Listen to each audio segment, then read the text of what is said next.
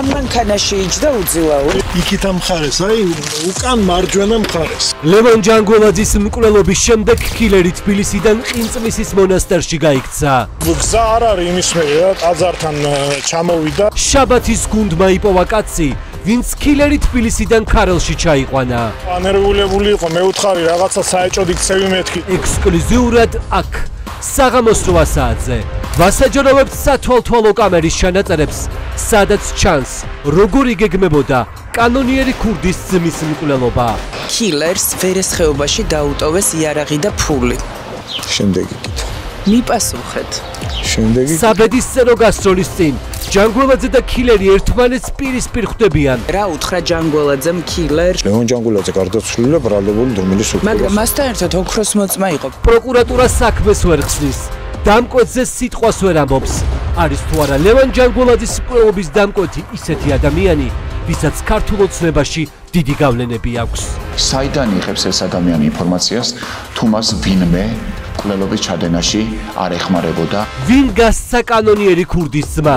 როდესაც ლევან ჯანგველაძე მოსკოვიდან თბილისში სრულიად საიდუმლოდ მოფრინავდა, კილერი უკვე სამალავთან იყო, იარაღს იღებდა და ჩასაფრებას უგეგმავდა. პოლიცია იყო თქვენთან. რაღაც ამოიღეს. კადრები ამოიღეს აქ. ხო, წაიღეს ისა, მე მოიტანეს ისე და აქ ხუთი სამჯერი. რატომ დუმს გამოძიება? დემონსტრაციულად თბილისის ცენტრში ჩაცხრილული ბიზნესმენის ამბავზე მხოლოდ კილერია დაკავებული, რომელსაც სავარაუდოდ ქვეყნიდან გაყვანას დაპირდნენ, გადააგდეს და პოლიციას თავად ჩაბარდა, რომ ცოცხალი გადარჩენილიყო. სად დააკავეს? ლევან კუნდუხაშვილი იყო, როგორც ვიცი. კონკრეტული ქუჩა გაინტერესებს? კი. დღეს 8 საათზე გელა უძილაურმა აქ გაგაჩერათ? მოწმეები და სათვალთვალო კამერის ათობით ჩანაწერი, რომლის შესახებაც აქამდე არაფერი თქმულა. ეს კადრები მანამდე გქონდათ ნანახი? მე ეს კადრები ვნახე თქვენთან. ბატონო ზაზა, თემო თათარაშვილს ვეძებ, სამსახურში მოვიდა? კალაძემ დიღმის სპორტული კომპლექსის თანამშრომლებად ქართული ოცნების მხარდამჭერი მსახიობები, მომღერლები და ცნობილი თამადა გააფორმა. თაკო გაჩეჩილაძესთან ცურვას ასწავლის და მუსიკას. არ არის. კომპლექსში, სადაც ტანვარჯიშს, ცურვას და კარატეს ასწავლიან, დასაქმებულია თემურ თათარაშვილი, თაკო გაჩეჩილაძე, თამარა ბზიანიძე, ანრი ბიბილეიშვილი, ზუკა ხუციშვილი.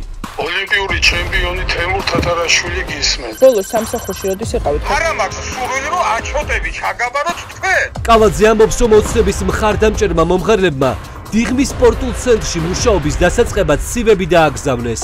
მომღერალ თემურიზე მინდა კითხოთ. აუზე თავისი დასაქმდა ცივი გადმოაგზავნათ თუ? მერიაში. და მომღერალი თაკო ეგეს დიღმის აუზია დასაქმებული. შაბათის ეთერმა ხელფასების ჩარიცხვის დოკუმენტი მოიპოვა. ყველაზე მაღალანაზღაურებადია თაკო გაჩეჩილაძე. ესე როდის დასაქმდა ამ აუზა? დასაქმებული რა ვიცი, მაგრამ როდის ნამდვილად არ ვიცი. მას მოსდევს თბილისის ცნობილი თამადა თემურ მჟავია. ხომ ლამაზია ეს საქართველო, მაგრამ მე უფრო ლამაზი მინდა. რა საქმეა თავზე ეს თამადა კაცი? სახიობით დაგეწყვეტე. 150,000 წელიწადში ხალხის ჯიბიდან. დღეს 8 საათზე გიყვებით ფიქტიურად დასაქმებულ ცნობილ სახეებზე, ვინ სამსახური და გარანტირებული ხელფასი ხალხზე მოძალად პარტიის მხარდაჭერით მიიღო. როდის დასაქმდა თქვენთან? ახლავთ 1 წელი. 1 წელია? და თქვენი ცენტრი როდის გაიქცნა? ჩვენი ცენტრი რამოდენიმე დღეა.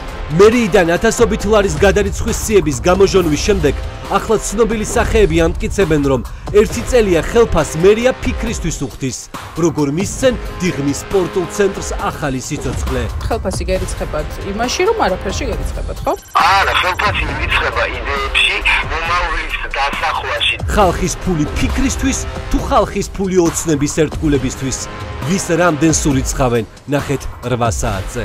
მგონი მთელი მერიის შენობაში არ მუშაობს ამდენი ადამიანი, რაც ერთ აიფში ყოლიათ დასაქმებული.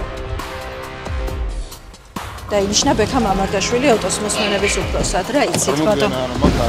ის ადამიანი გისმენთ, არ უნდა იცოდეთ?